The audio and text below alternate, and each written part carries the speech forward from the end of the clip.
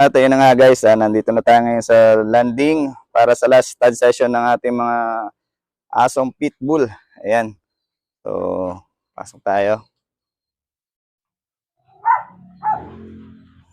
Ayan, good morning sir. Welcome to my vlog. Ayan, ito po yung ating stud na pitbull. Ayan, sa mga gusto po magpa-stud ng pitbull, ayan, available po yan anytime, anywhere. Ayan. Dito lang po yan, located sa landing. Ayan. Blue Eyes po.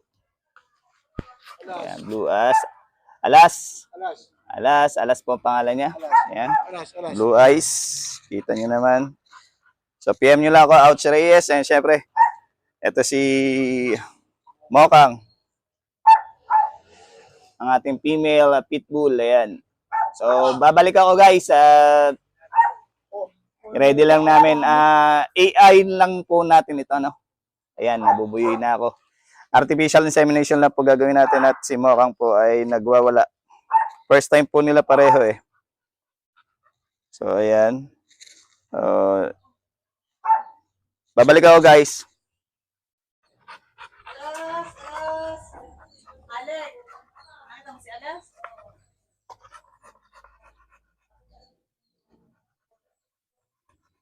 Dito ko na nga sa loob, baka may tubig.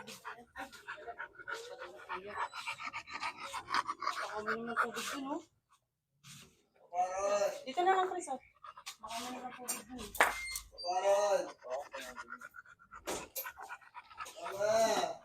Oo, kuya, wait lamang. Ayun, oh,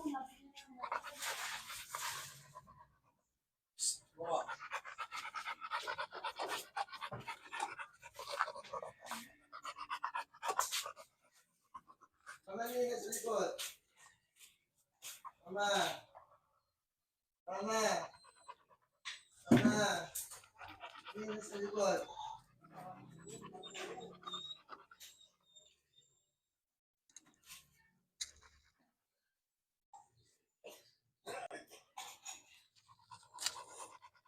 Ito po for stud session open po for stud.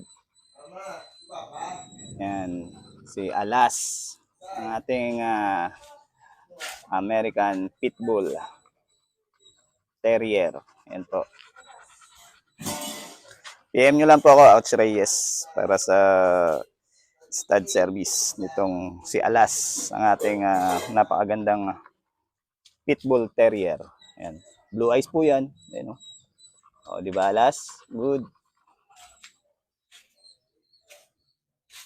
At ayun na nga guys, natapos na tayo sa last stud session ng ating mga American Pitbull Terrier dito sa landing. And syempre, kasama natin si Sir, ang owner ni Mokang, para sa quick interview ulit. Good morning, Sir. Good morning po. Ayan, so, Sir, quick interview lang tayo para sa aking vlog. Ayan, bakit po Pitbull ang napili niyong alagaan? Siyempre, una sa lahat ay sanay na rin kaming umanod sa mga aso kagaya nun. Yung nauna naming aso kasi is yung XL na pitbull. So, kaya ang sumunod din namin ay pitbull kasi maano naman sila, guard dog din, tapos malalambing, hindi naman totoo yung sinasabi nilang nangaano ng amo. Depende din sa pagpapalaki. And ano yung pinagkaiba ng pitbull sa iba yung mga naalagaang aso? Pinagkaiba, syempre una sa lahat yung size, tapos yung maintenance nila. Kasi hindi rin sila biro alagaan. Saka yung babantayan mo talaga dapat sila kasi sensitive din sila sa mga pagkain eh. And ilang taon na kayo nag-aalaga ng pitbull? 10. 10 years na kasi yung nauna pa namin bago kay Bruno is 2 years, tapos si Bruno 8, tapos ito magdadalawa, bali 10, 11 ganun. So, any tips, advice para sa mga gusto mag-alaga ng pitbull terrier? Yun, mahalin nyo lang yung aso kasi babantayan din naman talaga kayo nito. Hindi naman sila, porque kukunin mo is pambantay lang talaga, ay makakasama nyo din talaga sila. Malalambing, hindi totoo yung sinasabi nilang nananakit sila. Ayan, if ever may puppies na sila, paano kanila makokontakt, sir? I-message nyo lang po ako sa Facebook ko na Gabriel Abidanya. Makikita nyo naman po agad yun doon. Yun lang po. Ayun, maraming salamat po sa tiwala mo sa akin na bilang shooter ng inyong mga aso. And ayan, sa mga gusto po magpa-stud ng pitbull, PM nyo lang ako, Ouch Reyes, and abang-abang tayo sa magiging puppies ni Mokang at ni Alas. Alas. Ayan, so wala ka ba isa-shoutout, sir? Shout out sa nanay ko, saka sa tatay ko na umuwi galing Cavite. Pangalan. Ronald, saka Teresa. Saka Ayan. sa ate ko nandito, sa Mm-mm. kabilang bahay. So ayan, maraming salamat sir sa tiwala and sa parents mo. Ayan, and syempre, shoutout din kay Ate Roxanne na nag-recommend sa akin bilang shooter ninyo.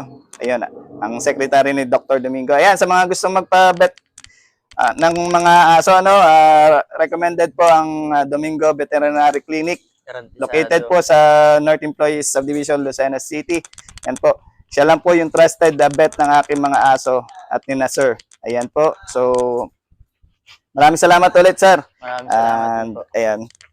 Good luck sa breeding ng ating mga pitbull. Ayan.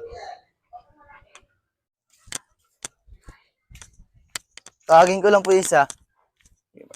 Tsaka lang Alas.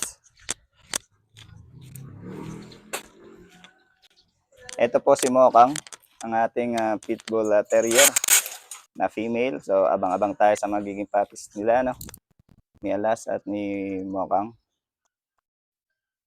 Mokang. Good.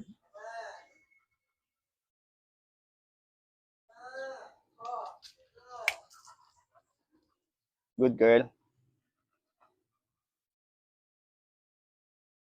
Okay, that's it for now, guys. Ayan. Hindi pa pala. May isa pa pala tayong i-interviewin, yung owner ni Alas. Ayan. So, hintay-hintay lang natin ng konti, guys. Babalik ako, guys. At ayun na nga, guys. Nandito na yung ating owner ng stud natin na si Alas. Ayan. Good morning, ma'am. Good morning po. Ayan, ma'am, quick interview lang po para sa vlog ko. Ayan, ma'am, bakit po pitbull ang napili niyong alagaan o i-breed? Malaki siya, pero malambing siya kahit malaki. Ano po pinagkaiba niya sa iba niyong naalagaan? Ano siya pinakamalaki. Tapos, hindi siya mahirap turuan. Ilan taon na po kayo nag-aalaga ng pitbull? Simula 2018. 2018. Ano po yung pwede niyong ibigay na advice, tips, para sa mga gusto mag-alaga ng pitbull terrier? Baby pa lang sila, ituturuan na siya ng mga magagandang asal. Para paglaki, hindi sila mahirapan. Paano ka na lang makokontak, ma'am, if ever may maghanap po ng stud para kay Alas? Sa inyo na lang po, para mabilis. Ayun, sige po. Kontakin nyo na lang ako, Ouch Reyes, para sa stud session kay Alas. Ayan, and maraming salamat po, ma'am, sa tiwala nyo sa akin bilang shooter ng inyong aso. And ayan, wala ba kayong gusto i-shoutout? Wala po. Ayan. Sige, thank you po. Thank you so much, ma'am. Thank you po. Ayan, so eto si Alas, guys. Ang ating pitbull terrier na pang-stud. Alas. So, ayan, kasama si Mokang, ang ating female pitbull. Ayan, that's it for now, guys. Kung nagustuhan niyo ang vlog na ito, please like, comment, and subscribe my YouTube channel.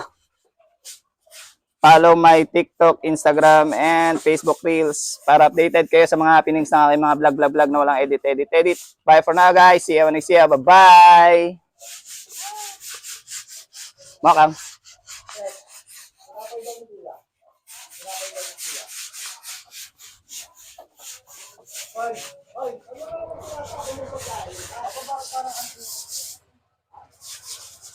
Alas. Alas.